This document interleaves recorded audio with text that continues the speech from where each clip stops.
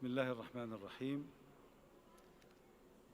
Peace is one of the most quintessential solidarity rights. Solidarity rights that do stress and weave between rights and duties. So promoting regional and global peace throughout intra-faith dialogue would induce, namely, the regulation of interpretation, tuning it up on the heartbeats of our communities, but also in the originality and purity of the religious texts that are transmitted and passed on among and throughout generations. But also to tune up those interpretations with contextuality and creativity, try to lift them up towards clarity and beauty and functionality in response to the big challenges, the burning issues that do face our world and our communities. And yet, staying in those interpretations rooted in the purity and originality of the religious texts. Also, this would induce as well combating extremist interpretations, because this is what has happened in many places when the words of the Lord, the words of the religious texts have been hijacked by extremists who have pretended that they are the spokesmen or ladies of the Lord and divinity. But those interpretations would be rather anchored in agenda-oriented interpretations. So intra-religious dialogue, intra-faith dialogue would help us to lay out bridges that would allow us to face and hopefully to stop the toxics and venoms of those false, astray interpretations. To address all those issues, I have the honor and pleasure to moderate such a rich panel with Her Excellency, Ms. Speaker Tulia Ackson of the National Assembly of Tanzania.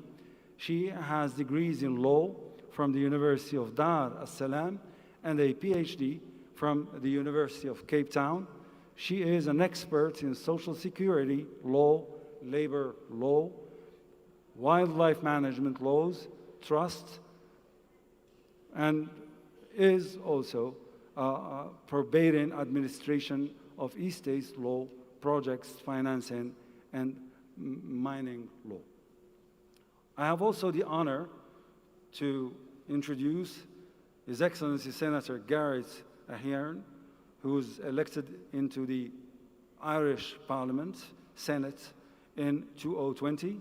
He is Vice Chairperson of the Joint Oireachtas Committee of Enterprise, Trade and Employment. He is also Vice Chairperson of the Fine Gael Parliamentary Party, which is the governing party of the current Prime Minister, Leo Varadkar.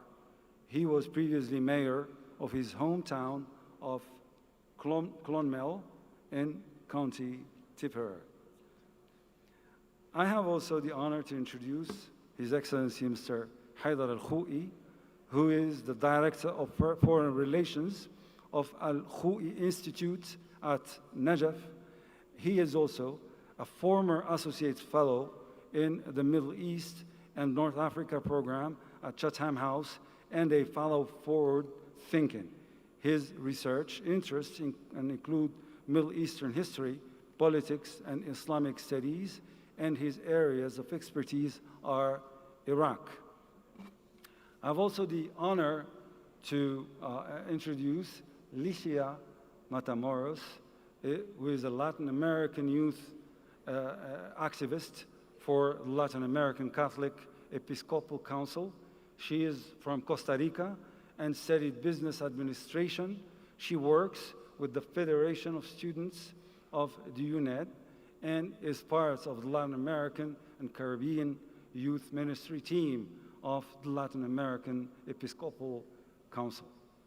Also, I have the utmost honor to introduce His Excellency Mr. Farooq Hamid Naik, who is a Pakistani politician and lawyer who has served as the chairman of the Senate and Minister of Law and headed the Ministry of Justice in the government led by Prime Minister Yusuf Raza Gilani.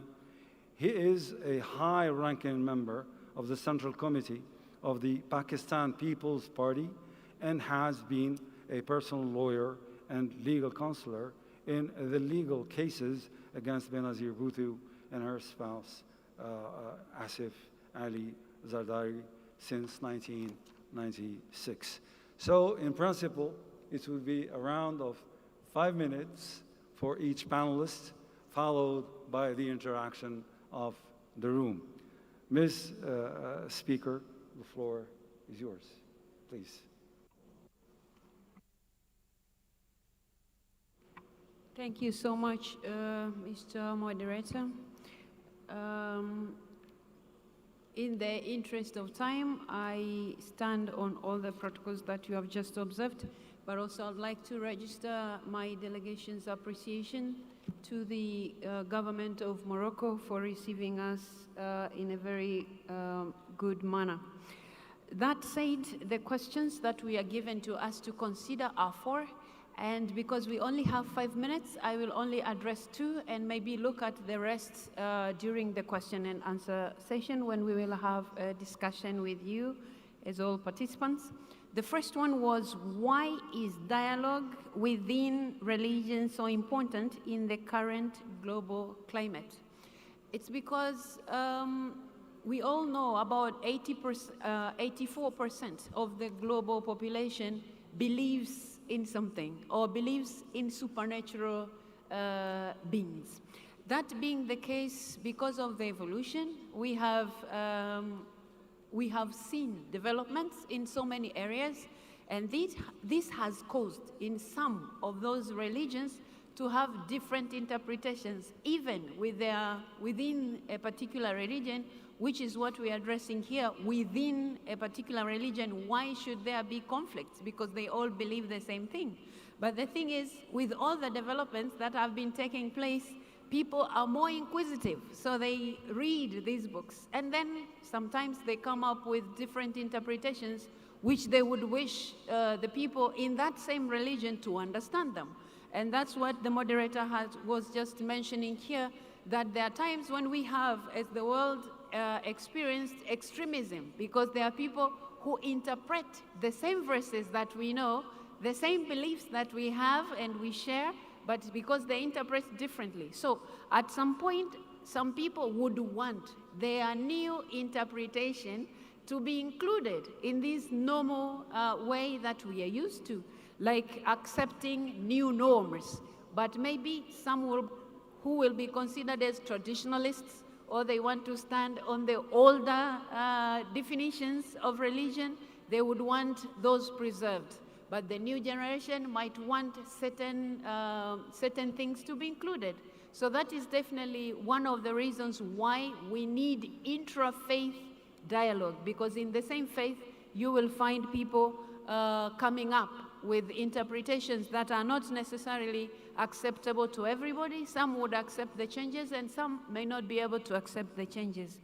Now, the second question was, the second question that I'm going to address is, what good practices exist around interfaith dialogue to promote peace and inclusion?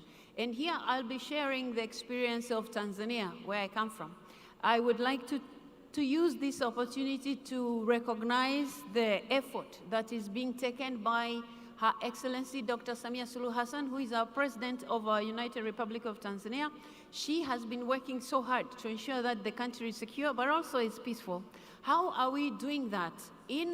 We have interfaith committees at the national level, regional level, or in other places you might call them provincial levels and district levels. But these are meaning different religions have a forum where they can meet and discuss. And that avoids conflict, which would arise from different reasons. One of them is being when people are, they would want to kind of propagate their own religion against the other. So when they meet in these committees, they are able to discuss their differences. Now, talking about intra-faith, it's the same forums that we use. Because when you have different views in the same religion, and these people are able to sit and they listen to each other. So we have, because here it's acting about good practices. I think Tanzania offers a good example where you have these forums where people who have diverging views within the same religion, they can actually meet, discuss their differences. So I must say, the differences are there, but they're not as pronounced as they are elsewhere. Much as these religions we all share. There are differences within the Christians. Some would define the values this way and the other way. And you also have some intra-religious conflicts or differences within the Muslim community, because some would want to be more moderate and others will be considered like, they are more extreme with the beliefs. So when it comes to asking this question, the answer would be, I think Tanzania offers some of the good examples that can be learned from to bring together these people who have different views and they can sit. And that's the whole point why we are meeting here in Morocco, to discuss Okay, that's why we are meeting here, to have this conference about interfaith, at the same time looking at intrafaith conflicts. And I'll end my intervention by bringing you just one quotation from one Sheikh Muhi ad-Din Abdullah Muhammad ibn Ali ibn Arabi, a Muslim scholar and philosopher who lived in the 12th century. He says, "Do not praise your own faith exclusively so that you disbelieve all the rest. If you do this, you will miss much good. Nay, you will miss the whole truth of the matter. God, the omniscient and the omnipresent, cannot be confined to any one creed. For he says in the Quran, wheresoever you turn, there is the face of Allah. Everybody praises what he knows. His God is his own creature, and in praising it, he praises himself, which he would not do if he were just, for his dislike is based on ignorance." Thank you so much, Mr. What a wonderful quote by Imam Muhyiddin ibn Arabi, rahimahullah. Of course, intrafaith dialogue would be also to lay out bridges, focusing on the burning issues that do face our communities. Intrafaith dialogue definitely would assist us to build peace regionally and globally. To address more of this, it is my pleasure to hand the floor to His Excellency Senator Garrett. The floor is yours. Please. Thank you very much. And can I thank the IPU and the Parliament of the Kingdom of Morocco for hosting this wonderful event. The promotion of freedom of religion or belief is a priority for Ireland's human rights engagement at both the multilateral and bilateral levels, as reaffirmed in the Global Island, Ireland's foreign policy for a changing world. The right to freedom of thought, conscience and religion is regarded as a fundamental freedom provided for under Article 18 of both the Universal Declaration of Human Rights and the International Convention on Civil and Political Rights. Ireland strongly condemns all forms of persecution on the basis of religion or belief, irrespective of where they occur or who the victims are. Ireland constantly raises the issues of religion or belief and intolerance and advocates for inclusive societies at the United Nations, including UN Third Committee and UN Human Rights Councils, and during the Universal Periodic Review, as well as through our engagement with the European Union. During our recent term on the UN Security Council, Ireland consistently raised issues relating to freedom of religion or belief. In March 2021, during an ARA meeting on religion, belief and conflict, Ireland shared its experience from the Northern Ireland peace process and the role which religious leaders played as mediators in conflict. Ireland condemned the use of religion or belief to create a hierarchy of humanity from which Christians and other religious communities can be subject to violence or persecution. The Irish Parliament introduced a practice of inviting representatives of all religious groups into Parliament for a twice-yearly dinner followed by cross-party discussions on relative issues and how they might be approached. The Speaker of the House also met with the atheist representative group in Ireland. His personal motivation for starting this initiative was explained when he said, "Politics is not just about leading, it is also about service. And religion, in one shape or another, is about leading, and it is also about service. So we have a common interest in serving the needs of the people that we represent. It is far better that we at least understand each other if we are not, in fact, going to be working hand in glove with each other."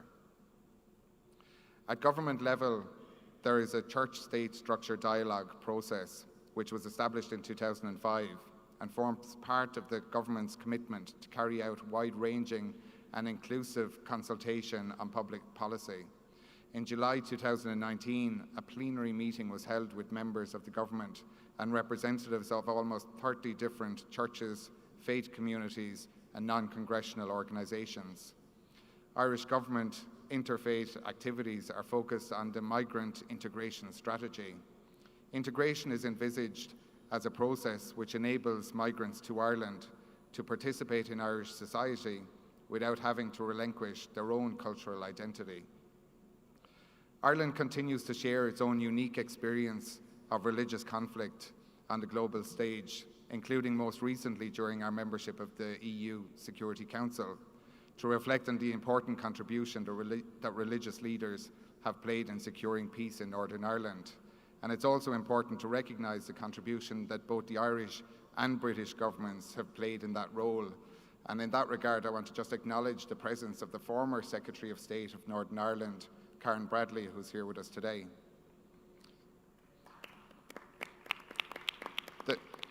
The right to freedom of religion or belief is reaffirmed across all strands of Irish foreign policy. It forms an important hallmark of our bilateral and multilateral engagement, both at EU General Assembly and UN Human Rights Council.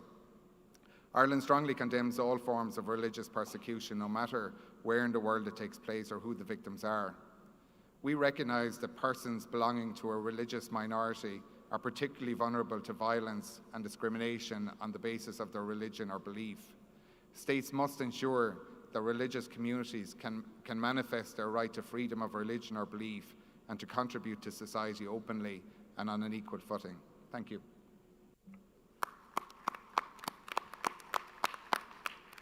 Thank you, for sharing this edifying best practice in Ireland. It is my pleasure now to introduce His Excellency Farouk Hamid Naik to address some of the aspects of that Horizon Interfaith Dialogue to promote regional and global peace. Floor is yours, Excellency. Thank you. Interfaith dialogue is a process of communication, understanding, and cooperation between individuals or groups representing different religious traditions or beliefs. Interfaith dialogue transcends religious boundaries, enabling participants to learn about and appreciate beliefs, practices, and values of the other faiths. It encourages individuals to explore common ground shared values and areas of collaboration, while also acknowledging and respecting differences that exist between different religion traditions. Importance of interfaith dialogues are manifold. 1, promoting understanding. 2, building relationship. 3, addressing misconception. 4, promoting peace and reconciliation. 5, collaboration and social action. In today's interconnected, borderless world, interfaith dialogue has assumed new dimensions. Increasingly, ethnic and religious variables not define conflict and relations between nations as religious groups exist beyond confines of frontiers. Interfaith dialogue has surfaced as an emblem of peace, becoming a voice for peaceful relationship among different religions in the world, embroiled in wars, conflict, and religious intolerance. This is important as today, Kashmir issue with Indians, Israeli issue with Palestinians, the Koreans, the issue of Rohingyas with the Myanmar, Kosovo's Muslims issue with the Serbian Christians, and Muslims, Christians, and Hindus issue in India. All religions have 3 fundamental things in common. They share a common source, have a relation to a transcendence, and a common responsibility for justice and peace. This then presents an opportunity to employ interfaith dialogue as a vehicle for regional and global peace. What is most interesting is that these qualities of religion make interfaith dialogue a means to resolve even those conflicts which are not based on religion or faith. It can be used as a means of reconciliation between warring parties, even when religion is not at the heart of conflict. As we have seen in the past, interfaith dialogue has been a means for conflict resolution and peace building in 20th and 21st centuries. It helped resolve U.S. civil rights movement and reconciliation efforts at the end of the apartheid in South Africa. Lesser-known efforts include intervention of an imam and pastor in Yalwa, Shandon, Nigeria, and use of interfaith dialogue in supporting end of conflict in Sierra Leone via Interreligious Council of Sierra Leone. Given realities of the present day, interfaith dialogue can no longer be confined to discussions about peace and understanding. Dialogue must be action-oriented and confront realities of hate, discrimination, and violence in society. This sense of shared common concern to address humanitarian issues will cause dialogue to go beyond conversations and transform into action to promote peace and inclusiveness. In my view, 3 specific core responsibilities of the religious leaders and parliamentarians in this regard are: 1, religious leaders should refrain from using messages of intolerance or expressions which may incite discrimination, hostility, and violence. 2, religious leaders and parliamentarians must speak against intolerance, discriminatory stereotyping, and instances of hate speech. 3, religious leaders and parliamentarians should be clear that violence can never be tolerated as a response to incitement to hatred. And lastly, parliamentarians must ensure in passing of laws against hate speech, incitement to violence, and actions against democratic norms. Faith actors today, like any other human rights defenders, are the custodians of shared values for all religions and beliefs, be they theistic, non-theistic, atheistic, or other. Hence, religious actors, in collaboration with parliamentarians, must optimize this custodianship through concrete social engagement and laws aimed at building peaceful, inclusive, and just societies. This lies at the heart of the role and is not a deviation therefrom. There has been a disturbing increase in hate speech, anti-religious sentiments, and incitement in recent years. Religious leaders and parliamentarians can play a particularly influential role as they have potential to influence behavior of those who follow them and share their beliefs. Given that religion has been misused to justify incitement to violence, it is vital that religious leaders from all faiths show leadership in this matter, and collaboration of parliamentarians as chosen representatives of people is of utmost importance, especially in legislation and creating awareness of cooperation amongst different sects and faith living in one country or living globally and meeting each other. Lastly, I would say that cooperation between parliamentarians and religious actors can serve not only to act as a system of checks and balances, but also allow for policy making, legislation, and oversight that can curb violence and incitement as well as violence. Thank you. Thank you, Excellency, for putting in exergue the functionality of intrafaith and interfaith dialogue to ground peace, and this at the regional as in the global levels. Thank you also for your practical propositions, and I would ask you if you can deliver them in written, because we would definitely make a great use of them. All right? Do I have your word? Excellency. Never mind. It is my pleasure now to introduce Mr. Haider Al-Khou'i, Sayyid Haider Al-Khou'i, and allow me to challenge you. We are sitting on this table. You are a Shi'i, and I'm a Sunni. And I think that this is the best way to portray intra-faith dialogue. In your opinion, Sayyidi, what is the matter or several matters to focus on to elevate peace regionally and globally through a functional approach for this intra-faith dialogue? Thank you very much, Dr. Al-Aziz. I'd like to begin by congratulating the Interparliamentary Union for having the vision to organize their first Interfaith Dialogue Conference in over 130 years since it was established. And of course, thanks also to the Moroccan Parliament for co-organizing this forum. I think this is in itself, as you mentioned, something positive in our conflict-ridden world that we must continue to build on. So this forum in itself, I think, reflects a growing recognition around the world that religion was, is, and will continue to be a major force in not just the day-to-day lives of billions of people around the world, but unfortunately also in many of the conflicts that have ravaged our countries, communities, and families. If we recognize that religion is part of the problem in our world, then we must also understand the importance of interfaith and intrafaith dialogue in making religion a part of the solution to our common challenges. Religious and sectarian identities are too often manipulated and abused by both politicians and religious leaders for very short-sighted, either domestic or foreign agendas. But by the same token, those identities can be used as forces for good to promote diversity, inclusivity, cohesion, and the welfare of the most vulnerable in our communities. So religion is not something we can ignore or wish away or brush under the carpet. And this is why intrafaith dialogue particularly, especially between Shias and Sunni Muslims, is even more challenging than interfaith dialogue between Muslims and Christians or other faiths. I think we need to recognize that sectarianism in Islam is as old as Islam itself.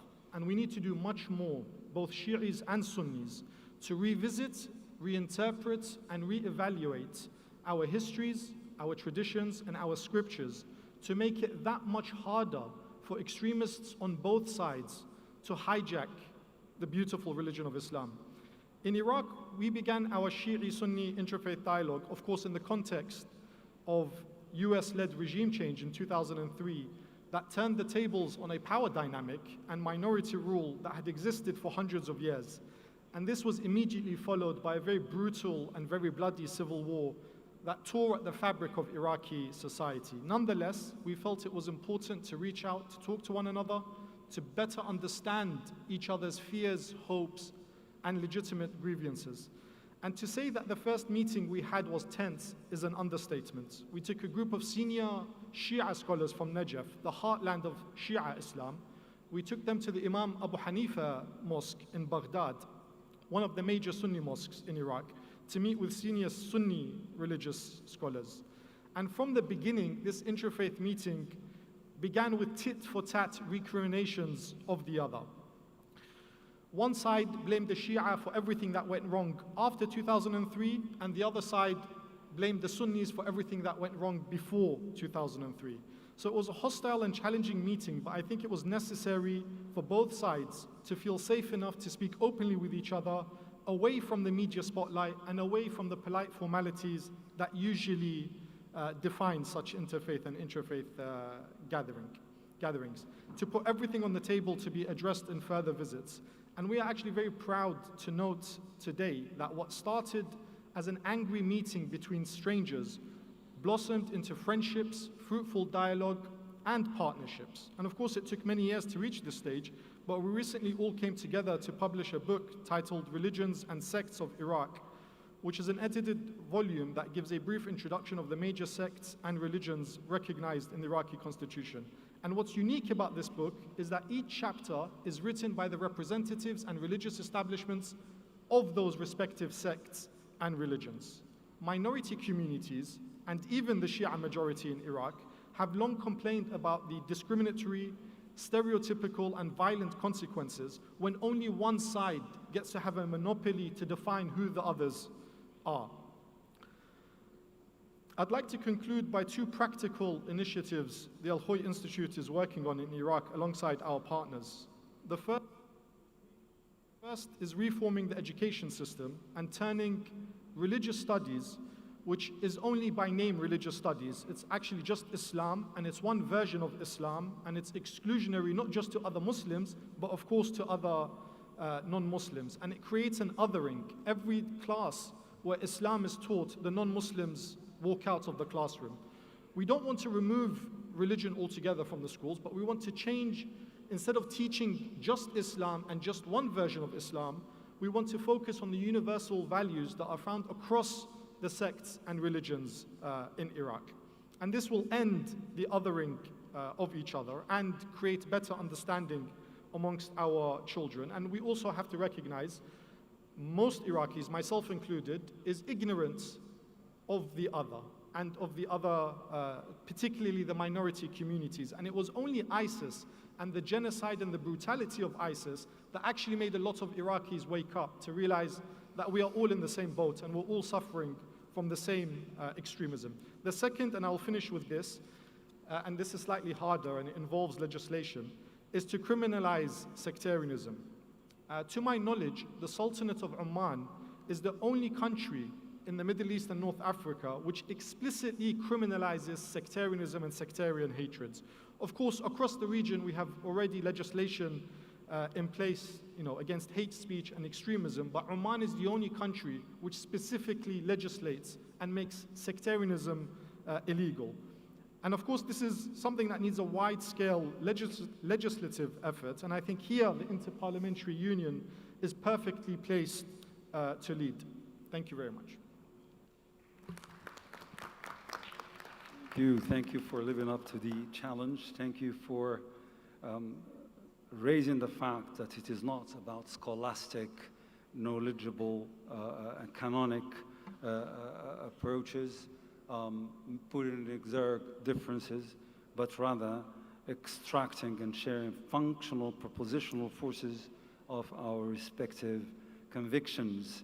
And I thank you for sharing those two magic words, partnership and charter. This is practical, this is functional, and definitely such an approach to the intra-faith dialogue would lift up some good practices that would raise hope in our community. Thank you once again. It is my utmost pleasure now to hand the floor to Ms. Licha to listen from the youth, to listen to the concerns of our youth throughout the world in relation to that regard of interfaith dialogue, to raise, to lift up towards practicality and functionality, and also to allow a better living together and doing together. Licha, the floor is yours. Please. Muy buenas tardes, es un gusto y una alegría estar con ustedes. Agradezco muchísimo la invitación y esta oportunidad. Como ya decían en la presentación, vengo de Costa Rica, de América Latina, una parte Well, thanks very much indeed. I come from Costa Rica, Latin America, from quite many Latin American states, particularly, are seeking to develop friendship ties, and so they are marked by quite a lot of diversity and quite a lot of wealth. Within this diversity, the presence of quite many communities that are rich, particularly when this diversity has not been, when the returns have not been increased, then this leads to problems, particularly, and so on. And there is here a quite important responsibility to be assumed and carried out by religious leaders so that they can work towards promoting this diversity and increasing the returns accruing from the diversity. And so, particularly where we need, people need to work together and not particularly reinforcing division within the community. And so we need to think, we need to work together. And I think all the regions provide us with quite important lessons, highlighting the importance of solidarity, peace, prevailing in these corners, how to build a better world, how to really fight against injustice.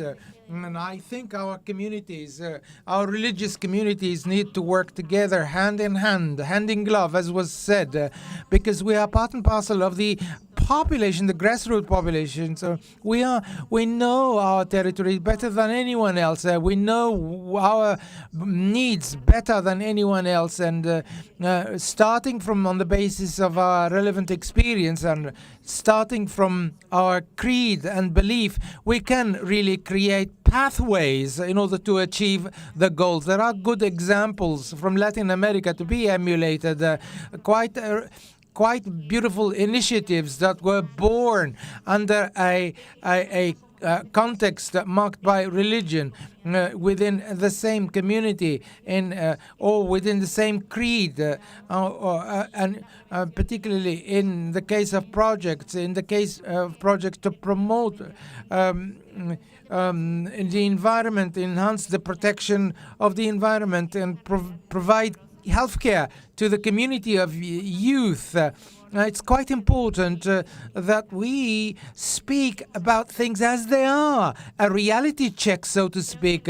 So in our capacity as believers, it's quite necessary also to leave the preconceived ideas, and this is what separates us: preconceived ideas, and particularly, so we need to build bridges. Communication bridges are important. It's quite important when we want to see the people and hear their voices. We need to hear more voices. This is what is quite important, to work together and work hand in hand. Thank you. Thank you, Licha, for this operational and functional intervention that has raised the disasters caused by the lack of an absence of diversity. Thank you for raising the fact that knowing one's territory better than anyone else allows us to act better than anyone else. And thank you also for focusing on the burning issues such as environment, well-being, and bridges to listen to each other, to discern the problematics of our communities, and to address them in efficiency and in beauty and in clarity. Thank you for all this. I would like to hand the floor for 1 minute each to our panelists to indicate from their perspective the importance of the inclusion of academia and the inclusion of intellectual and epistemic cogitations in bettering this intrafaith dialogue, and also to open up, and this is one opportunity, because we have parliamentaries as long as religious leaders, those are additional bridges. How would you consider to bring back those matters home. So let's start by you, Licha, and all around. Bueno, me parece que cuando hablamos de solucionar los problemas que nos afectan a todos, es importante que podamos involucrar a todos, especialmente aquellos que ya pueden tener una idea de por dónde debemos caminar y que abramos espacios para escucharnos realmente y interiorizar esas explicaciones, esas sugerencias que pueden darnos y juntos construir mejores caminos. Thank you, thank you. Your Excellency, Mr. Naik. Yes. See, as far as this issue is concerned, this is universal, that freedom of expression as well as freedom of religion or belief are both universal human rights and cornerstone of pluralist, diverse and inclusive societies. So in order to embattle whatever is going on in the world today, with the discrimination which is based on religion and belief, this can be an indicator of the risk of atrocity of crimes, genocide, war crimes and crimes against humanity. And this is all, if it's included in the academia as you have suggested, it would go a long way in creating a society which is not only inclusive but also tolerant and be cooperative towards the beliefs of other, and do not take an other person as a low person, as a other religion, as a low religion, or as another sect as a low religion, but an equality will be created which will transform itself into a peaceful society, and globally it would lead to a situation where one person, whether living in Europe or living in Asia, would have an interconnection with each other and leading to happiness and a blissful society. Thank you, Mr. Al-Khoui.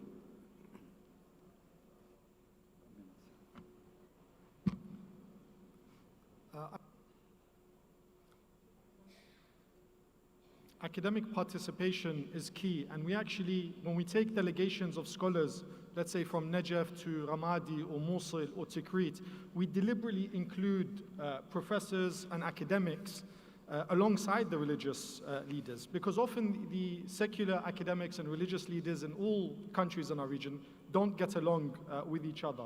So although the label is Interfaith Dialogue, we actually have really interesting discussions between the academics and religious leaders, which itself promotes cohesion and better understanding. And I think on this point, which is crucial, religious establishments and leaders should work alongside secular institutions and academic institutions to emphasize the concept of citizenship, because all Iraqis, whether you're a Shi'i in Najaf, a Sunni in Mosul, or a Kurd in Erbil, we all suffer from the same chronic problems, which is corruption, lack of services, and poor security. So yes, I think it's crucial, but we need to do much more to work together. Thank you, Mr. Al-Khoui. Mr. Ahern? Yeah, thank you very much. It's a very interesting question, because in Ireland, education and academia would have played a key role in peace in Northern Ireland. So for most people living in Northern Ireland before the peace process, it would be very common for people on either side, nationalists or loyalists, to go through their whole life of education up to college without having any interaction with the other community. And it wasn't until the peace process that that's changed. So the role that colleges in particular play now in Northern Ireland in connection with colleges in the Republic of Ireland and in the UK in creating a bond between those communities, it's played a key role over the last 25 years. Thank you. Ms. Speaker?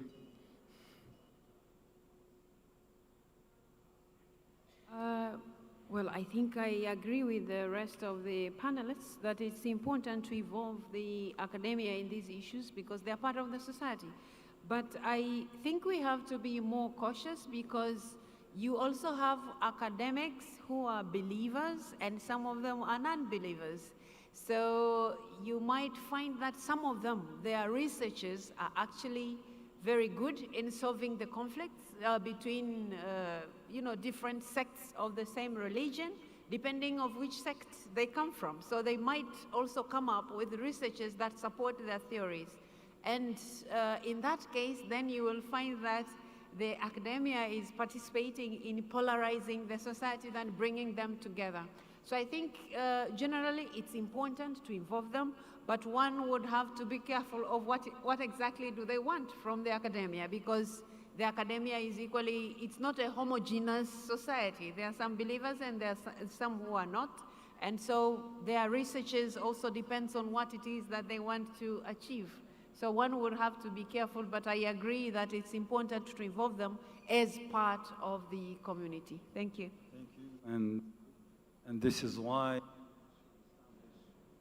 functional and clear criteria to involve academia in such a dynamic, which is interfaith dialogue, to promote peace regionally and globally.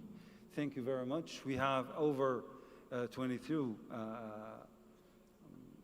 demands of intervention by our dear participants. So I'll hand now the floor to you to govern and to moderate the interventions of the room. Okay. Thank you very much, Dr. Abadi. The first three interventions will be, number one, Speaker of the Council of Representatives of Bahrain, Speaker Al-Musallam, followed by President of the Transitional Legislative Assembly of Burkina Faso, Ousmane Bougama, followed by Ms. Khadousi Selassie of the Moroccan Parliament. The floor is yours, Speaker Al-Musallam. Thank you, Sarah.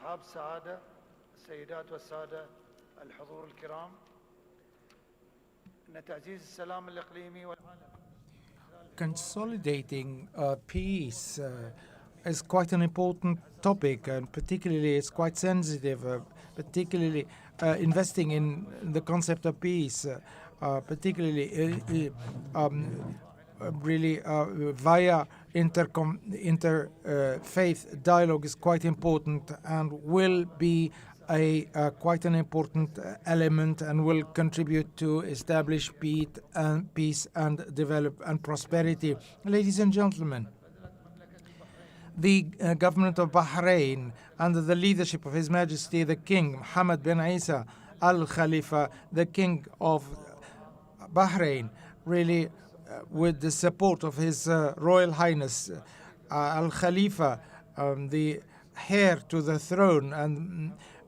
and minister, really they made quite a lot of efforts in spreading peace and also consolidating prosperity through the adoption of all the initiatives that really seek to strengthen and reinforce dialogue, interfaith dialogue, and also international organizations and have been contributing quite importantly. And so last November, the Kingdom of Bahrain organized a forum, particularly in coincidence with the visit paid for the first time by the Pope to Bahrain, and particularly also which saw also the presence of Al-Azhar Sharif.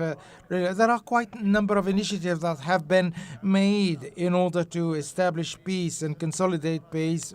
Quite a number of initiatives have been made in order to foster the dialogue between Islam and Christianity. And Bahrain has been also quite really active in boosting the dialogue and coexistence, particularly in Los Angeles in 2017. And so there is also the setting up of the Al Khalifa Foundation for establishing peace and consolidating peace. There is a seat that has been set up, more particularly. We're going to have to wrap it up very shortly. the Kingdom of Bahrain, in collaboration with the University of Harvard and with University of Oxford, has convened a number of fora, particularly for boosting tolerance and peace. We are facing and shouldering historic responsibilities and through interfaith dialogue in order to consolidate tolerance particularly, and this is the only way conducive to establish prosperity and peace all throughout the world. Thank you. Thank you, and can I just remind the room we have very limited time, so please keep your interventions to 2 minutes. I'd like now to call the President of the Transitional Legislative Assembly of Burkina Faso, Ousmane Ourama.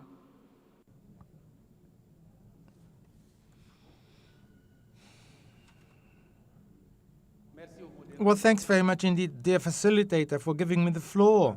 It's with a joy and a deep feeling of hope that I take the floor to talk about this theme, how ways and means how to promote regional and global peace through interfaith dialogue as a vehicle. Burkina Faso, ladies and gentlemen, is crossing a very difficult period since 2016, marked by a conflict and that our enemies have initiated and imposed on us. And we are well placed in order to develop understanding and promoting dialogue in between the confessions. And quite numerous countries were torn. These conflicts were really were motivated by stereotypes and also by quite many. There is need for more harmonious coexistence, and interfaith dialogue, ladies and gentlemen, needs not be conceived as a threat to our own creed or faith, but also as an opportunity to grab, particularly to enrich our understanding, mutual understanding. And this is what we have seen in Burkina Faso, and it's how it is customary in our country to organize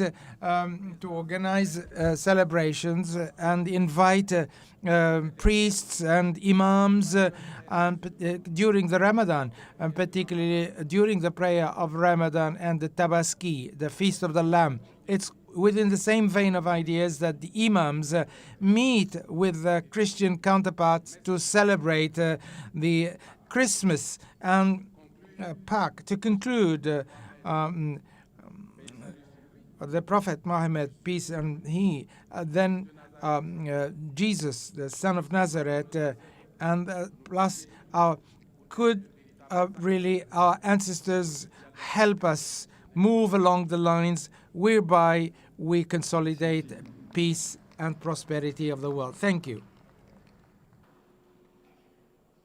I'd now like to give the floor to Ms. Khadousi Salassi from the Parliament of Morocco.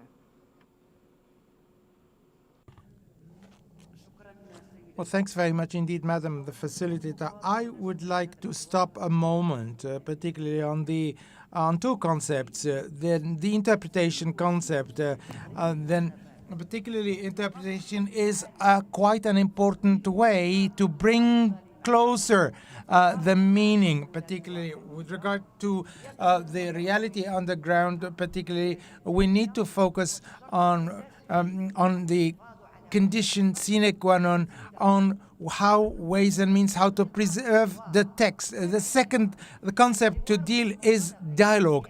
From my perspective, from my vision, then dialogue means then accepting the difference and engaging in dialogue between the faiths is quite an important element, particularly in order to put an end to differences holding and also engaging in dialogue between the politician and the religious leaders so that they can come to a common platform whereby we can move forward particularly.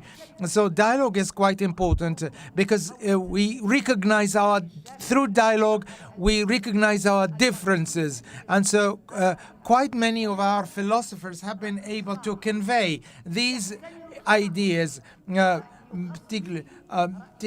particularly when engaging in dialogue, you recognize your mistakes and you enhance the things you consider are appropriate. And so we need to really enlarge the scope of dialogue. Thank you. Well, thanks very much indeed for illuminating the path ahead from an approach perspective.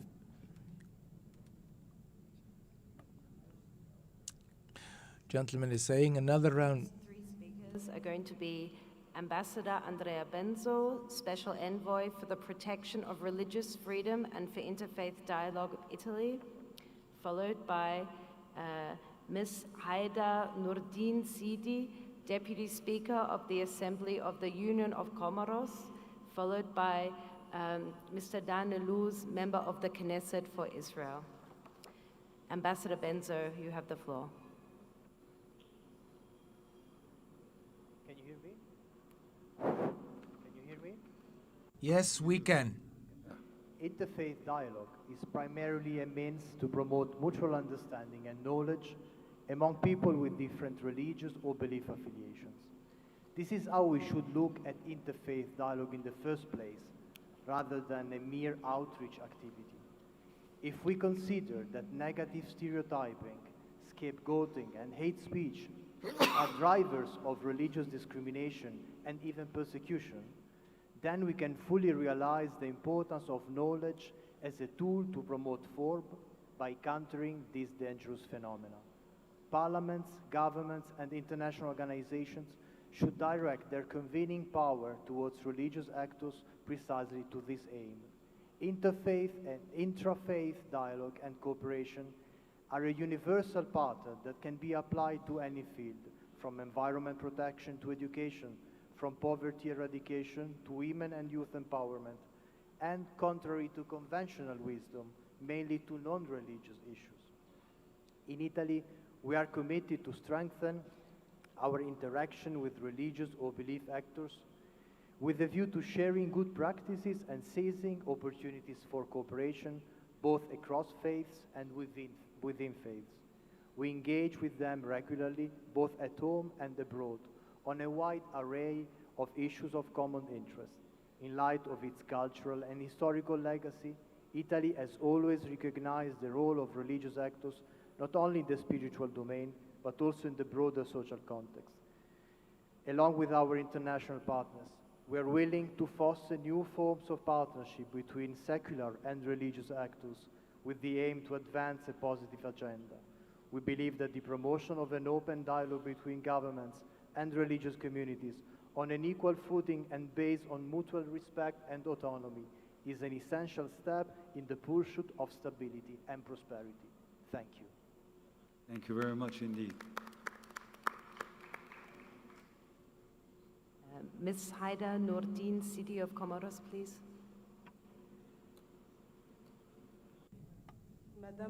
Madam, the facilitator, would like to thank you immensely for giving me the floor. Before anything, I'd like to testify and share with you my relevant experience and personal experience. Of course, I will begin by thanking His Majesty the King of Morocco, for the appropriate organization, particularly for the warm welcome extended to the community of conveners on all delegations. Indeed, my experience is an individual experience. Before leaving my country to carry out studies, higher studies outside, I ignored.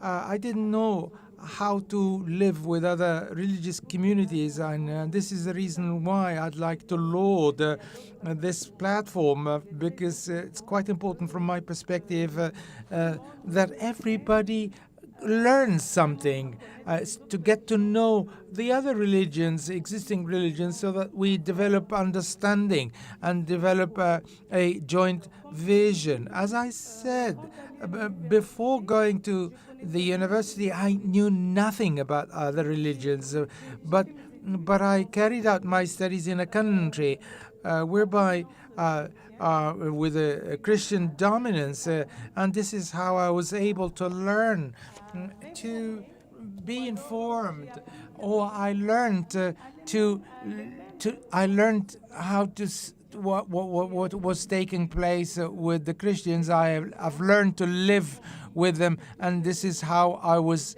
able to understand that all religions were important. One goal was to pursue it, is to adore, worship God. All religions really aim at worshiping God. This is how I learned how to really respect the other religions. This is quite an important and fundamental element for promoting peace. In our country, Comoros,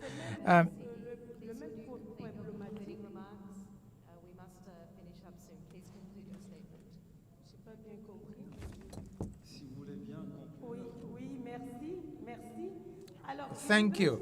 I would like to share with you, in Comor we have up to 90% of Muslim population. However, we have indifferences. We have indifferences vis-à-vis religious sects. We ourselves, we have quite a number of religious sects, as was stated by quite many speakers here. And indeed, there is an emergency to learn to live together with any sect, with any religious sect. Living together, we are suffering from this problem, but I would like to conclude here, there is no law really that discriminates against religion, but we live with the Christian communities, and of course, and we live also with the community minorities, but this does not preclude that we are living together. There is no discrimination, and so education is at the basis of everything. And so there was a speaker who highlighted the importance of basic education, how we can really convey this to the young generation, so that they get to know about other religions. And I'd like to conclude, thanks to my experience, I was able to respect all religions. Thank you. The next speaker is Mr. Daneluz from the Knesset of Israel. And ladies and gentlemen, please could you keep to the 2-minute time frame? Thank you very much.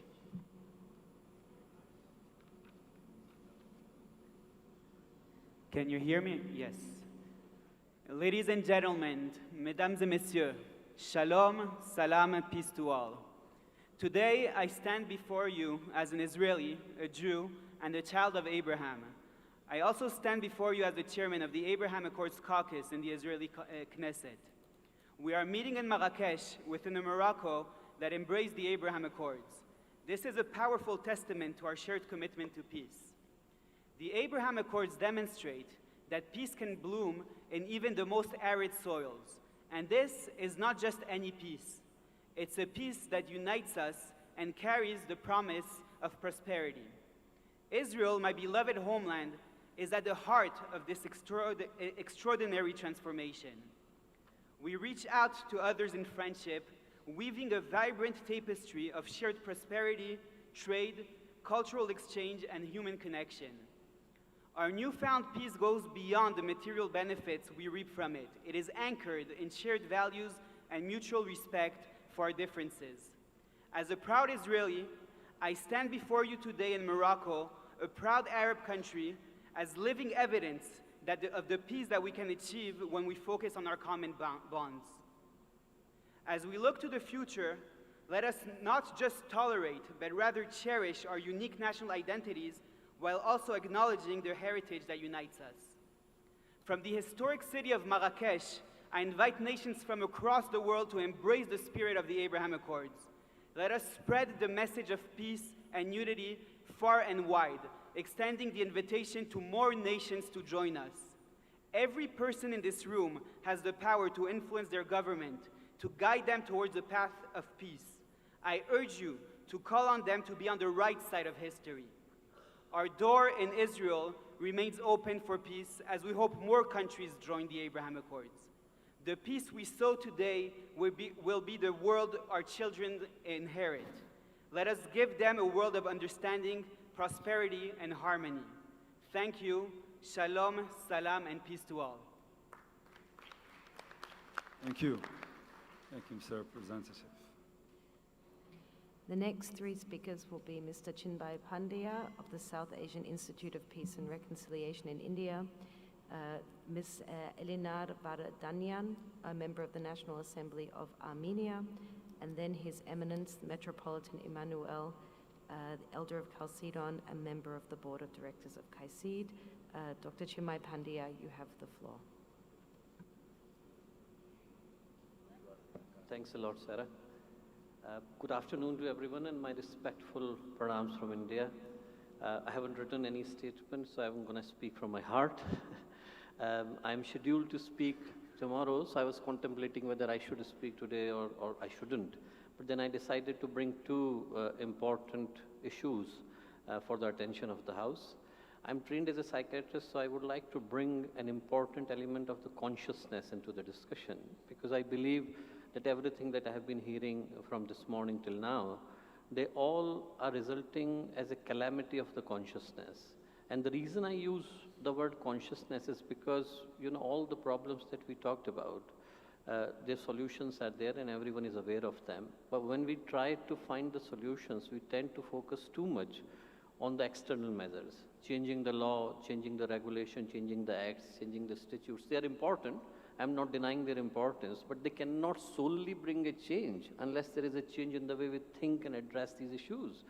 Because these are the crises of the human conscience, which allow, people to continue living their lives with comfort and luxury when society is collapsing, humanity is suffering, and they demand a fundamental change in the way we think and address these issues. And we were hearing about the peaceful coexistence earlier. There is a beautiful example that I would like to bring from India. It's a word called sahacharya. And it comes from a 5,400 years old saying from Mahopanishad. It says, Ayam nijah paroviti ganana laghuchetasam udara charitanam tu vasudhaiva kutumbakam. This is mine, that is yours. That kind of concept belongs to the people who have got narrow mind. For those who have risen above it, vasudhaiva kutumbakam, the whole world is one single family. And with that note, I also take this opportunity to invite every single one who is sitting here to come to India. They have got another family, another home in India. And the organization that I represent is called Gayatri Parivar. Parivar means family. We have 110 million members and 5,000 centers. So I believe all of you would get an opportunity to come to your home in India. We would be happy to welcome all of you. Invitation accepted. Please prepare shelter and food.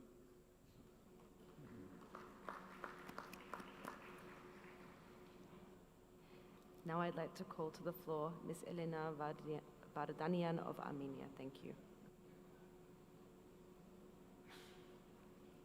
Dear colleagues, when we discuss inter- and intra-faith dialogue and their significance in promoting regional and global peace, it's crucial to provide a proper assessment of actions taken against religious artifacts which hold immense importance within various faiths. Regrettably, following the 44-day war and ceasefire on November 9, 2020, approximately 161 Armenian churches and 591 religious artifacts, including numerous unique Armenian cross-stones, came under Azerbaijan's control in the territory of Republic of Artsakh. These churches, cathedrals, and monasteries are doomed to suffer the fate of anything or anyone else of Armenian origin that has ever fallen under the control of Azerbaijan. The ultimate aim of Azerbaijan's state policy seems to be the destruction and annihilation of the Armenian historical cultural heritage present in the occupied territories of Artsakh Republic. At the state level, there have been declarations that these places' religious worship are not of Armenian origin, and some have been outright demolished, while others have suffered disfigurement under the pretext of rehabilitation works. In March 2021, the Church Holy Mother of God in Mekhakavan, which is now under Azerbaijani control, was completely destroyed. The Holy Saviour Cathedral in Shushi has been disfigured. In October 2022, the Surp Sarkis Church, situated in the occupied Hadrut region, was tragically destroyed by Azerbaijan. The instances of vandalism and destruction targeting Armenian historical and religious heritage in Nagorno-Karabakh by Azerbaijani authorities, along with the deliberate and unlawful appropriation of historical memory at the state level, persist continuously. In this regard, if we want to work together for a future in which religion, religious heritage, and beliefs are respected and safeguarded by progressive humanity, we firmly believe that the international community should demand cases of destruction and distortion of religious artifacts. Moreover, we emphasize the utmost importance of international delegations visiting the territories of Artsakh Republic, which have fallen under Azerbaijan's control following the war. Such visits would facilitate fact-finding missions aimed at assessing the present condition of Armenian religious and cultural heritage. Thank you for your attention. Thank you, and this is why dialogue is most and much needed. Thank you. Thank you, ladies and gentlemen. Just another kind reminder, please, could we keep our interventions to the 2 minutes? Otherwise, we will be here for a long time today. And now I'd like to call on His Eminence Metropolitan Emmanuel to speak.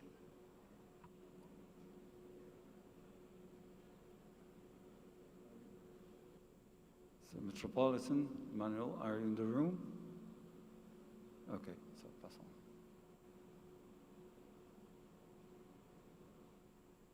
Okay, the next speaker I have is Mr. Marius Garoyan, member of the House of Representatives of Cyprus. You have the floor.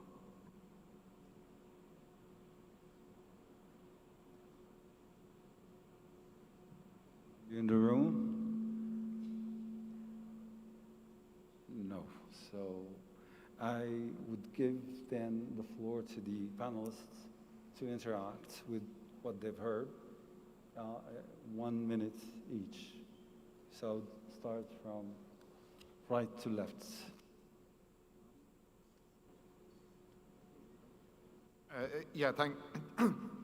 Thank you very much. Can I first of all just thank a good friend and representative from India for the invitation to his country. He might be aware that our Prime Minister in Ireland has Indian heritage, and it's really developed and increased the relationship between both countries, so to thank you for that.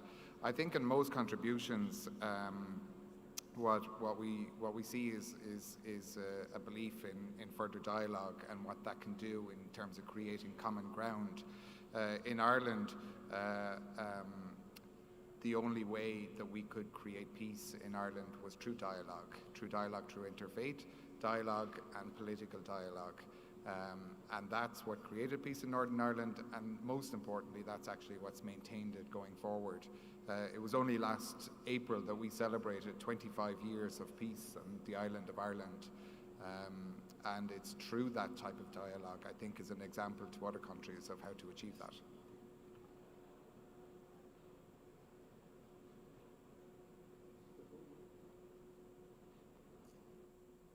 Speaker, do you have any comment? There was an important issue that was raised about how we should broaden the dialogue and enlarge the scope.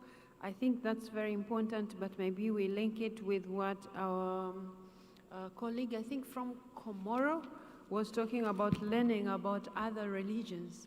Now I was trying to think maybe that will be addressing the interfaith conflicts. Now, if you talk about intrafaith, I don't know how we can use education within the same faith and then see how they are going to respond to that. So I thought it's maybe one of the issues that we should continue to explore, using education to kind of emancipate people from their beliefs that are bringing conflict within a particular sect. Thank you. Thank you. Lisa? Creo que hemos coincidido en la sala en varias cosas en cuanto a la convivencia entre los pueblos. We are in agreement with what has been said. There is need, conservation and preservation of our heritage. We need to ensure the future of our children. When we talk about change, it's quite important that we add to another player. Another player needs to be invited to the dialogue-based table. It's participation. As a young representative, really, I need to underscore the participation of the youth, taking into consideration their vision, their relevant experience, and not only involving them as player of the future, but also they need to be provided with the opportunity to engage in decision making, and so we need not forget the role played by the youth, and so. The Pope was talking about the changes occurring in Latin American countries, and if we don't want to create a vacuum, it's quite necessary to look at the poor, the community of the women and the young. These trilateral dimension we need to focus more on the youth in order to have better solutions for the future. Mike, do you have a comment? Thank you. What I could gather after listening to the speakers in this hall is that they all believe in peace and peace through dialogue and interfaith and intrafaith harmony, which can avoid world conflicts, war and miseries. Today the world is full of conflicts. There are war-torn areas. There are children who have been orphaned. There are women who have been widowed. There are fathers who have lost their children, their mothers who have lost their children, and their sisters who have lost their brothers, and the brothers who have lost their sisters.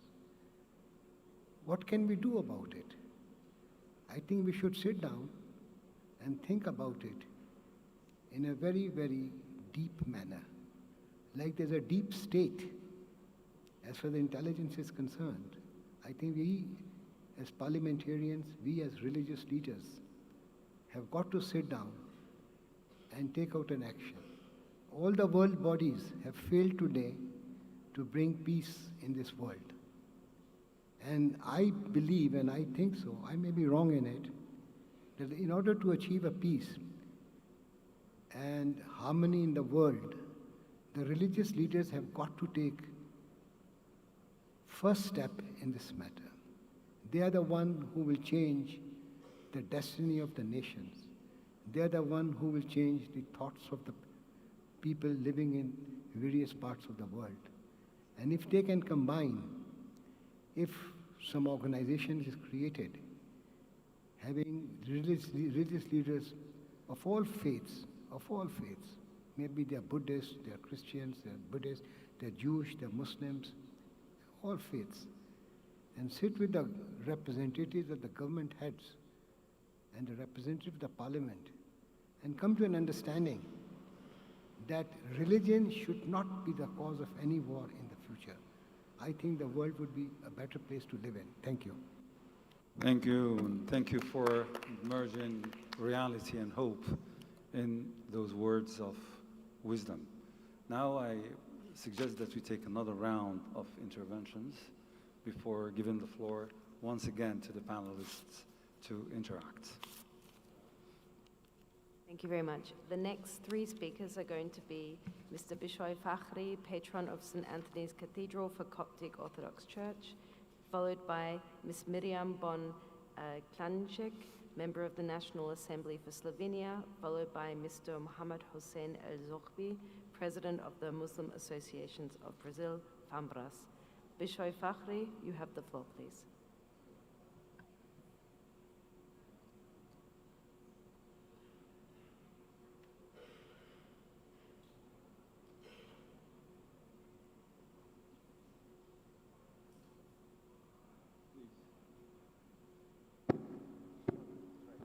Thank you so much for this opportunity. Actually, I would like to thank the panel, and before I would like to thank the State of Morocco for this embracing of the huge numbers of cultures and nationalities all over the world. And actually, I have a small comment before. Putting the laws and regulations is very good, and actually the prominence of all the cultural rules and spirits is very good as well. But we need for all the religious leaders for the internal change rather than the external change of treatment, because putting people in harmony together, this is a spirit, and the spirit cannot be obliged to. It's just something from internal to outside. So the best thing is to have the education programs settled in every country and a mandatory subject of coexistence in each country. This is very important thing. And whatever is the religion or the culture, we need this curricula. We need integrated, graduated system for education. And this is my only comment. Thank you so much. Thank you. Thank you very much, sir.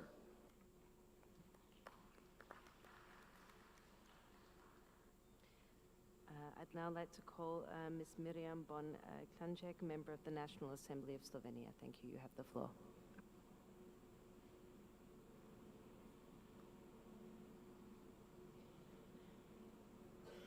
Are you in the room?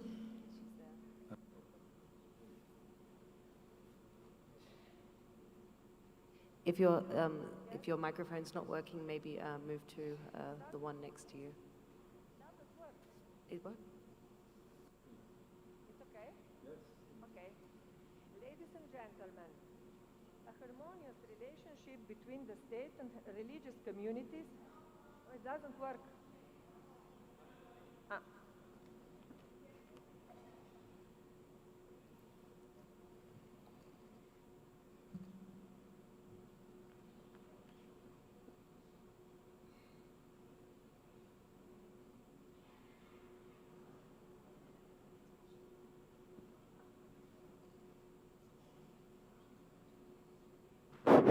Okay, thank you.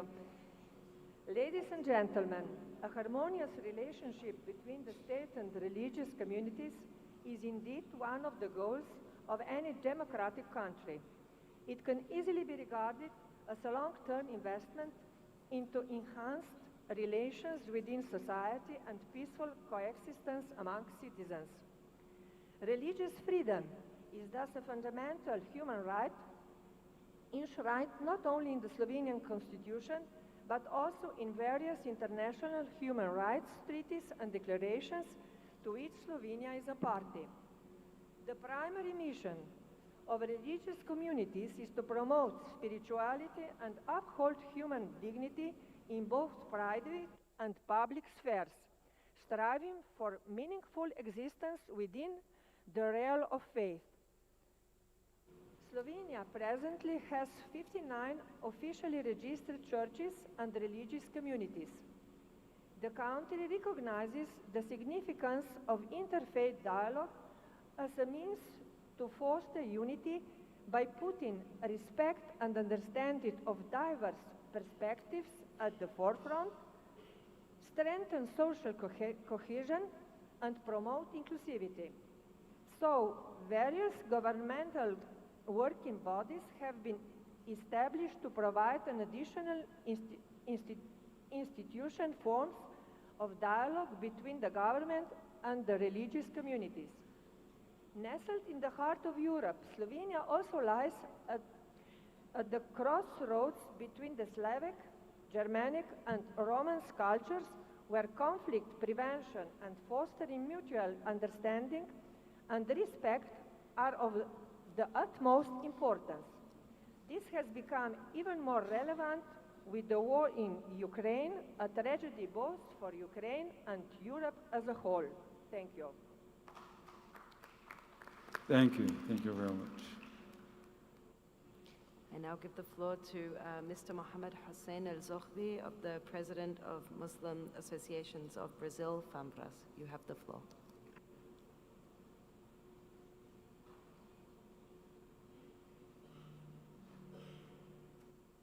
We have Mr. El-Zoghbi in the room.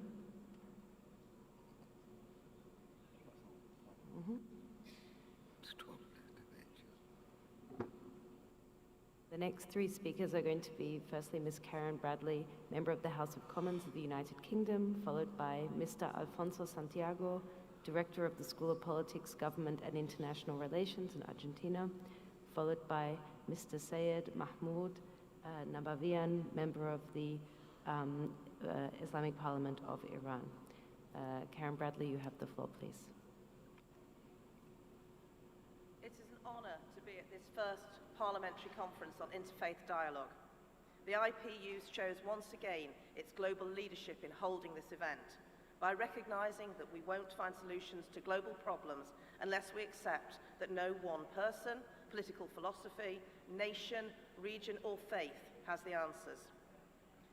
The IPU facilitates parliamentarians to listen to and learn from each other.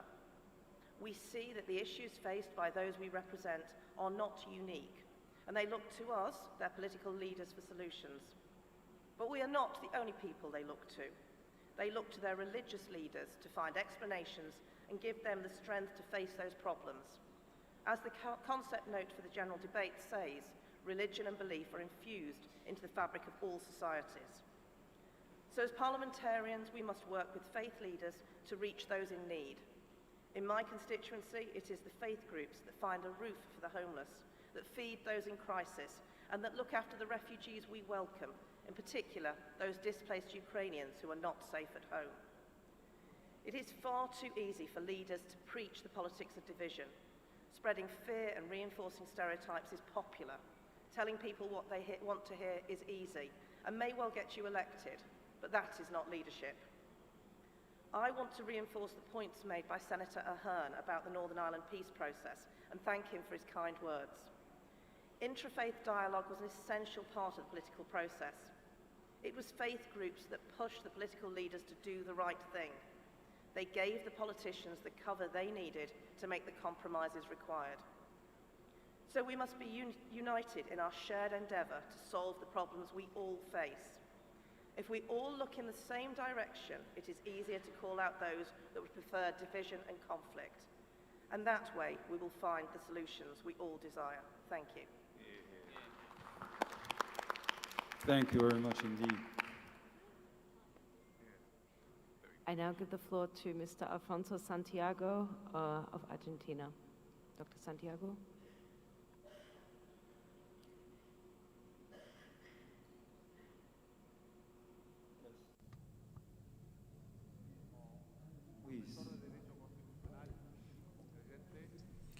We can't.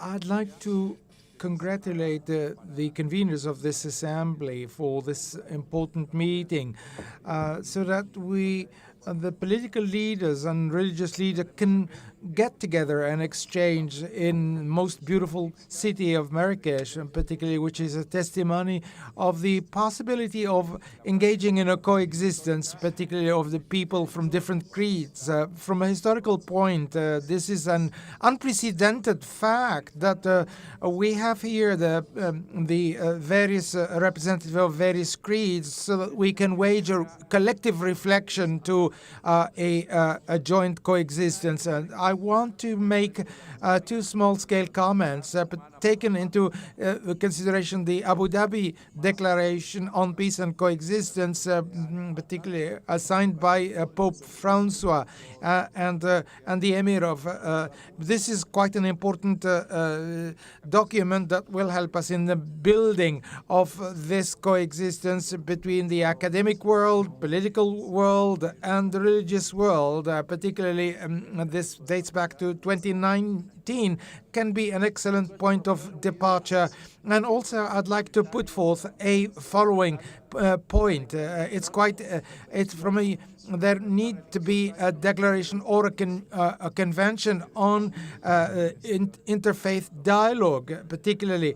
And so the UPI, and we can draft a document, a specific document that can really identify and determine all the progress that have been made, and also equally look at, on the basis of this document, we have a referential to continue to move forward together. Tomorrow, I'll take part in one of the panel, so I keep the rest of my intervention for tomorrow. Thank you.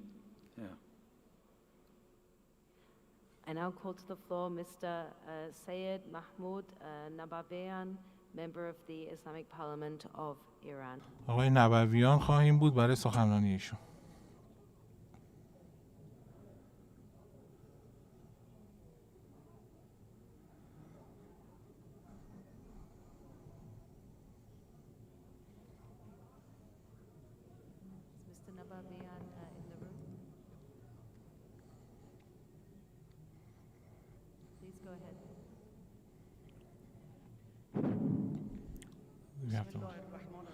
In the name of God, the compassionate, the merciful, the current world full of chaos, the efforts and assistance of religious leaders more than ever before to achieve peace and security of religious ethics and spirituality. Different religions can solve different needs to achieve sustainable world peace through effective dialogue due to different commonalities. According to the followers of divine religions, following the teachings of these religions provides freedom, happiness, the real rights of human beings, and a peaceful life together with each other. Self-made religion to create divine paths will not result in a destruction of humanity's happiness, and it is clear that only the creator of humans can present a set of teachings to guide humanity in the name of religion. The First and Second World Wars, with the killings of millions of people, the occupation of different countries by arrogant countries, and the widespread murder and crime in those countries, the creation and equipping of terrorist groups, the occupation, the displacement of a nation, and the creation of another fake nationality in its place, and the daily killing of its original owners. The whole idea shows that it is far away and ignores the teachings of divine religions.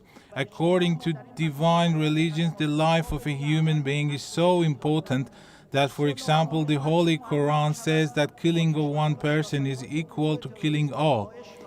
Therefore, in order to create peace in the middle of humanity, it is necessary to open a dialogue between the followers of different divine religions in order to invite all of them to respect each other's rights, despite maintaining respect for the differences and emphasizing the commonalities between them.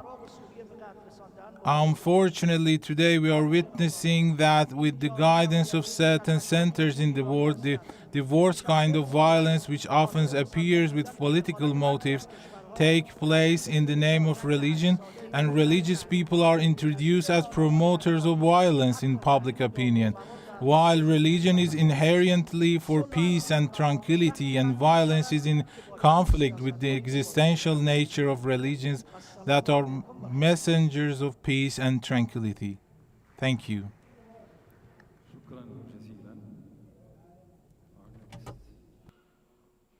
Our next three speakers will be Mr. Ghanshyam Tiwari, member of the Council of States of India, followed by Ms. Lika Mtambo, Public Affairs Committee and Youth Representative with Religions for Peace, followed by Mr. Natai Sarseng Galiev, member of the House of Representatives of Kazakhstan. Mr. Tiwari, you have the floor, please. Namaste from India to everyone present here.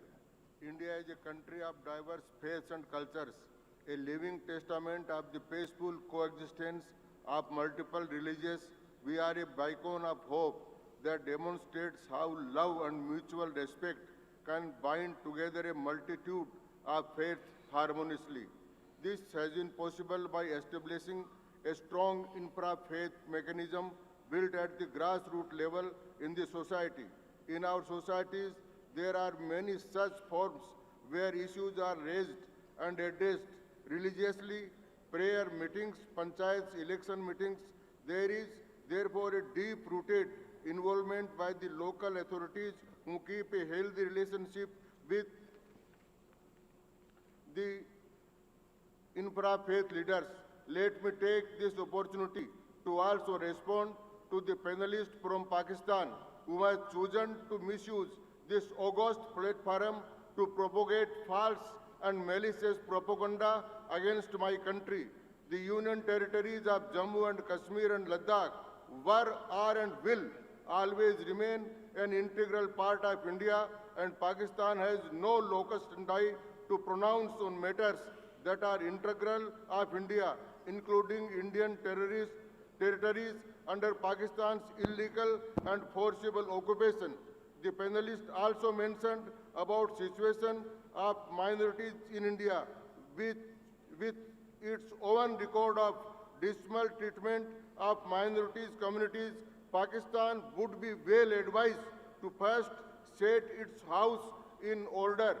The world has been witness to the brutal murder of Pastor William Siraj in Pakistan in January 2022. The award of death sentence to Pastor Jafar Bhatti on allegation of blasphemy and the countless cases of abduction, forced conversion and marriage of minor girls from minority communities in Pakistan. I would like to conclude with a saying from one of the ancient Hindu scriptures, Ekam Sat Vipra Bahuda Vadanti, which means truth is one. The wise will call it by many names. Thank you.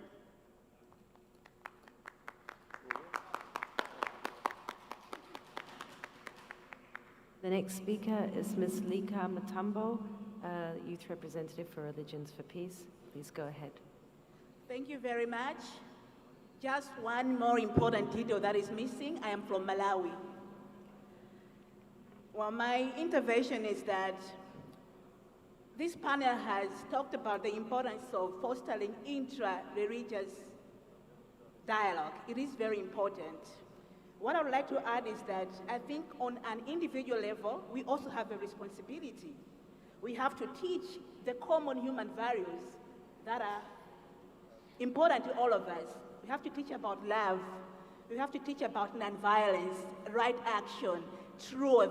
If we embed all these values in our daily lives, I believe that we can transform our communities and even the greater religious communities which are divided. We cannot avoid the sects that we have. It is everybody's right of association and conscience to belong to a place where they think that they are going to be respected and accepted. We cannot avoid this, but we need to create healthy boundaries that should aim at bringing us together rather than dividing us. History has told us that we have lost a lot of lives due to sectarian religious violence, and we cannot go on like this. We need to learn from the good practices. Thank you.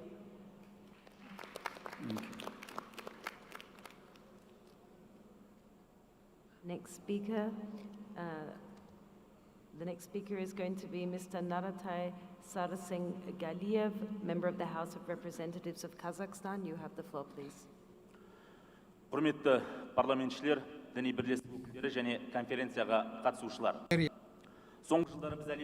This representative of Religious Association Conference participant. In recent years, we have seen significant increase in global tensions. This is a great threat to humanity. We can clearly see that as a result of geopolitical competition, a vacuum of trust between all powers, there is a threat to public security because of unresolved social problems. Against the backdrop of what is happening in the world today, there is a need to look for new mechanisms to prevent and address mistakes through collective solutions, working in cooperation as international diplomacy requires. This is the demand of the times. This context, Kazakhstan's experience can serve as an example in terms of strengthening dialogue and constructive cooperation among representatives of all civil society institutions. One evidence of this is the Congress of Leaders of World and Traditional Religions, which has been continuously held in the Republic of Kazakhstan for 20 years. Experts and participants invited from all over the world praised the Congress.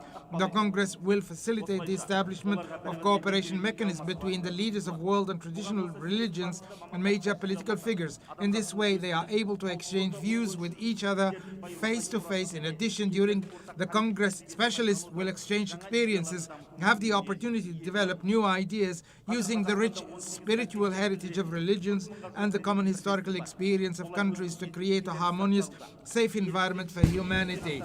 There are now about 4,000 religious associations representing 18 denominations in Kazakhstan which operate without hindrance. There are over 3,700 places of worship in the country. Kazakhstan is constantly presenting projects planned that ensure not only its national interest but also a peaceful and secure future for all mankind. Kazakhstan has achieved contemporary religious stability in the country through concrete steps. It should be noted that the basic foundation for ensuring stability in a multi-confessional state has been laid down by law since our country gained independence. The first law regulating relations in the religious sphere was the law of the Republic of Kazakhstan of 15 January 1992 on freedom of religion and religious association. The main provision of this law were a policy of religious tolerance and respect for the religious belief of citizens by the state. It should be borne in mind that Kazakhstan is a full member of the international community and of international human rights treaties. It's worth noting that separate changes were made to a Religion Act on the 29th December 2021. Alongside legislative changes, measures are being taken to improve enforcement practices. In particular, today, the activities of local executive and law enforcement bodies are based on preventive and explanatory work and minimization of administrative measures. Thank you. Thank you, Your Excellency. Thank you. Ladies and gentlemen, we have 3 more names registered before we return to the panel. Mr. Daniel Koulibaly first, Advocacy and Peacebuilding Officer for Tirfan from Mali, followed by Ms. Zainab Abu Talib, Member of the Shura Council, and followed by Mr. Mohini Vital, Member of Parliament for the Democratic Republic of Congo. Mr. Koulibaly, you have the floor. Thank you.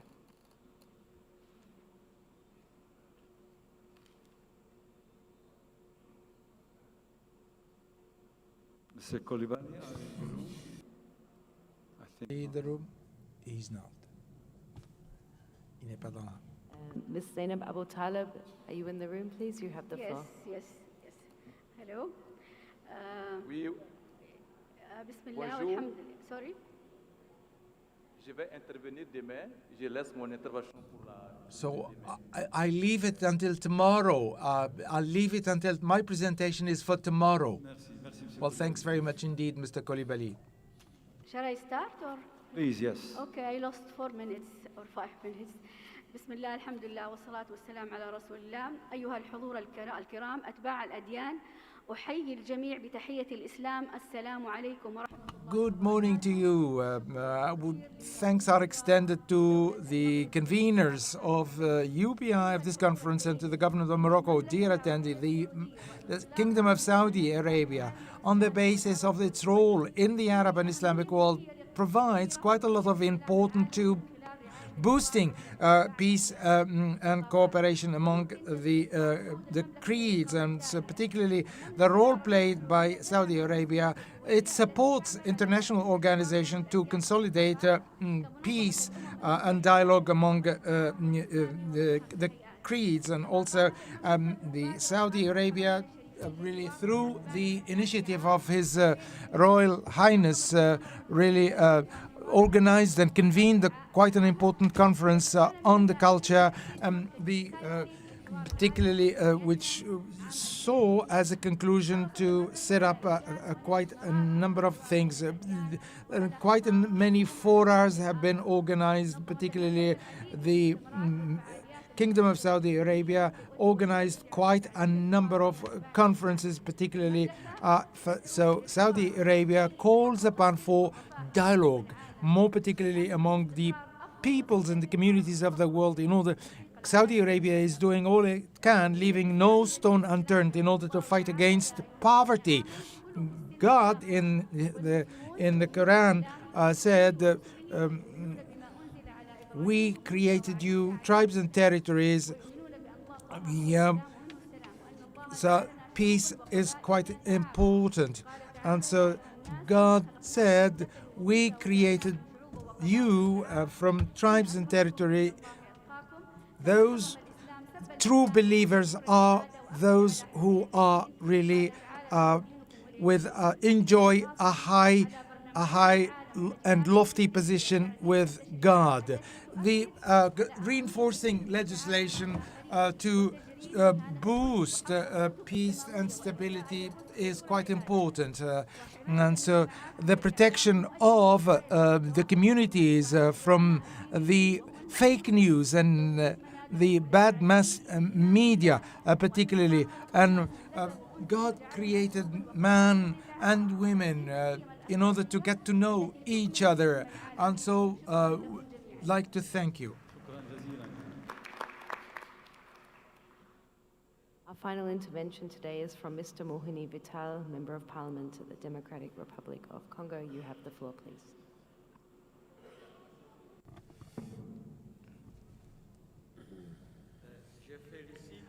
I'd like to congratulate the speakers and panelists for the very instructive presentations that have been on the promotion of rule of law and regional peace consolidation. I come from the RDC or DRC, the Democratic Republic of Congo, where there are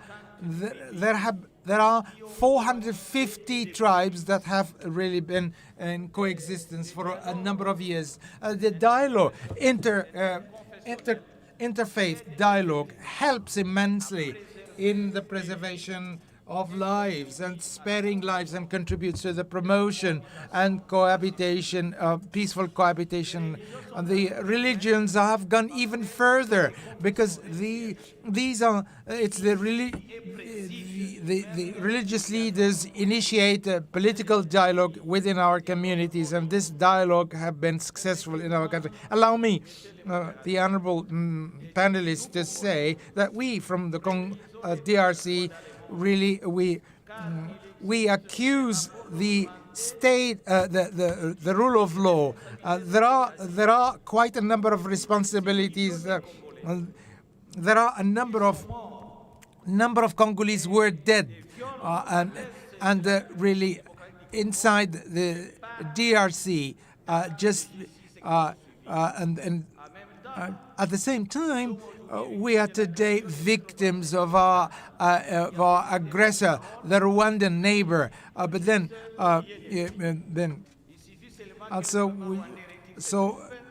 we are just asking for Rwanda to withdraw its troops from the DRC, and do not support the rebels inside the DRC. And so the Congolese in the east of the DRC, there are quite a number of people who use religion for killing Christians and Muslims. My advocacy is to ask the deputies to advocate for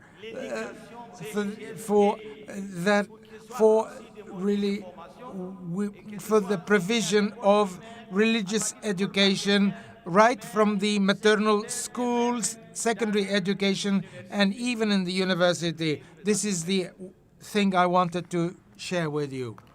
Advocating for religion to be taught right from the beginning. intervention from your side. And, you know, I have collected a whole set of wonderful gems, including youth as policymakers, as full members, contributing in finding solutions and not just listening to them,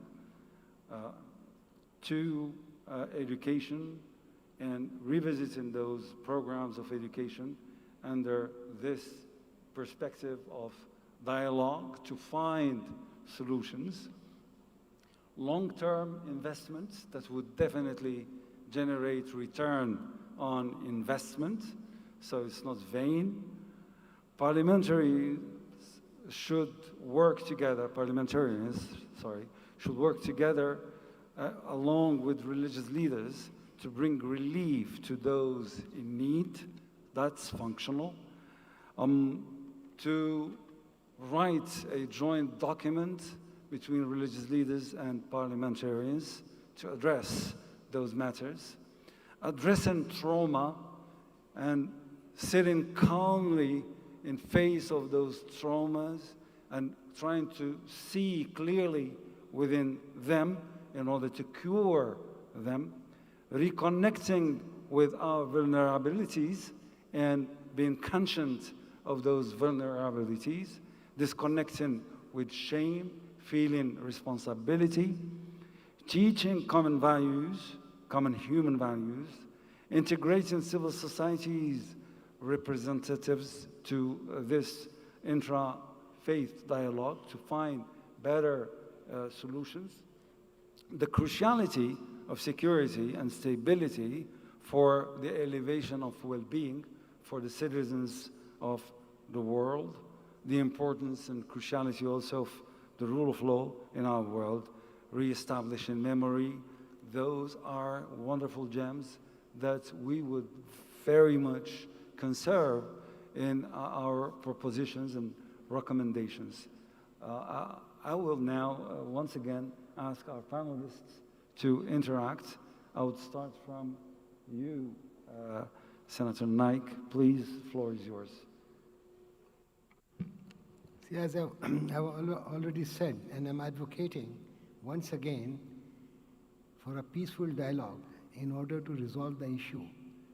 I just do not know why my Indian friend became so upset. I never talked about the territories. I just talk about the interfaith dialogue if there is a problem. And I will stick to that, you know, but I'm not becoming personal.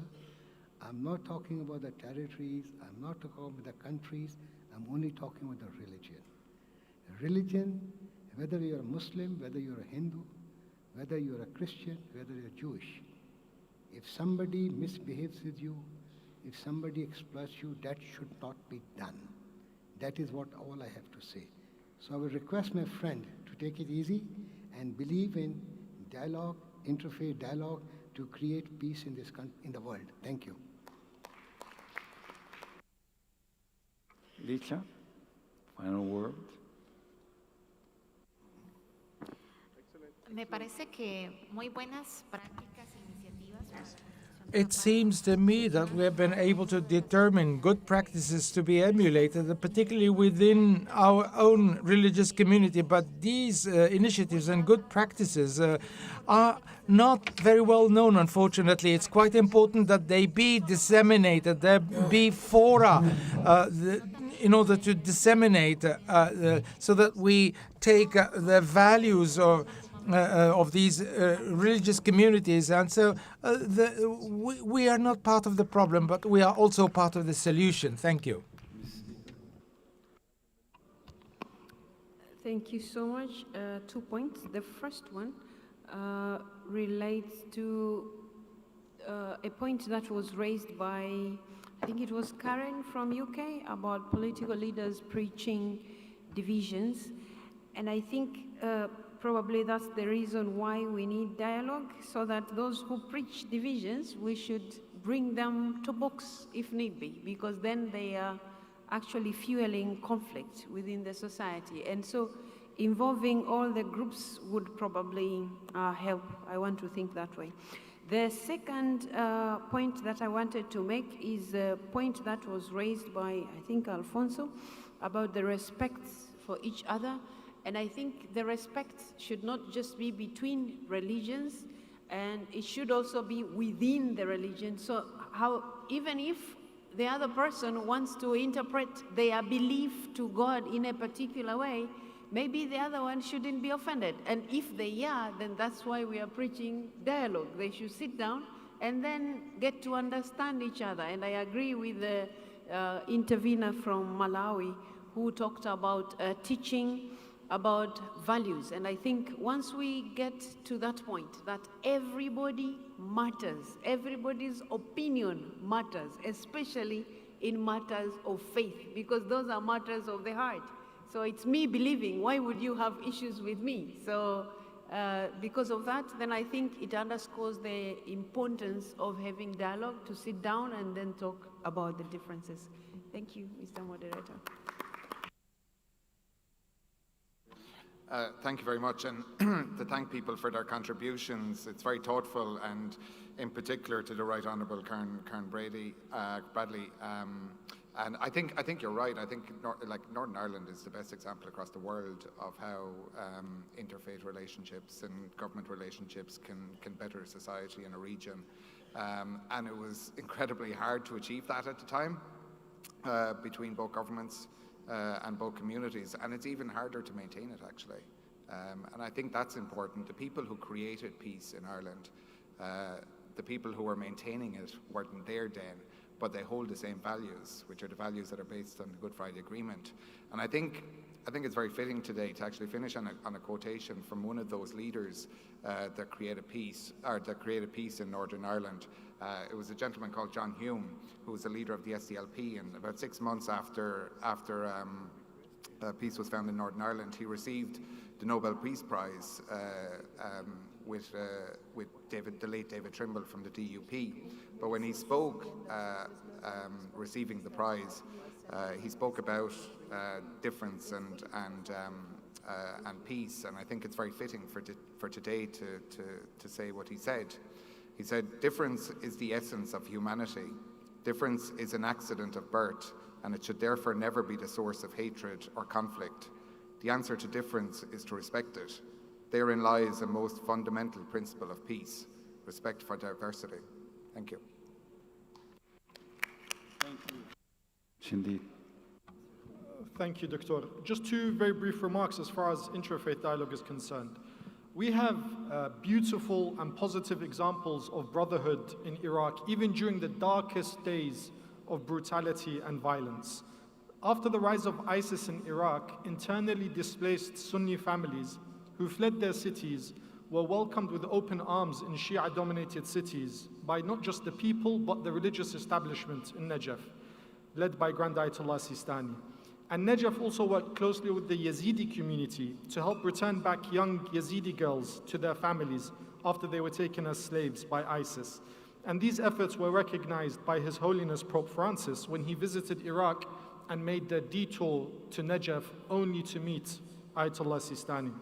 I'm pleased to say this interfaith visit opened the doors for intrafaith dialogue, with now the head of the Saudi Muslim World League and Egyptian Sheikh of Al-Azhar also invited to Najaf.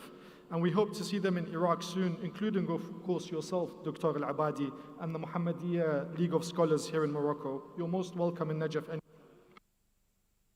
I'll just conclude with the famous words of Ali ibn Abi Talib, the first Shia Imam and fourth Caliph in Sunni Islam, where he says, "People are of two kinds. They are either your brothers in faith or your equals in humanity." مقولة الإمام علي بن أبي طالب عليه السلام. الناس صنفان إما أخ لك في الدين أو نظير لك في الخلق. Thank you. Wow, thank you very much indeed. What a great and edifying panel. What I've learned is that mutual understanding comes in pixels and not as massive flows. Two, we need for intra-faith dialogue to edify and build mutual recognition.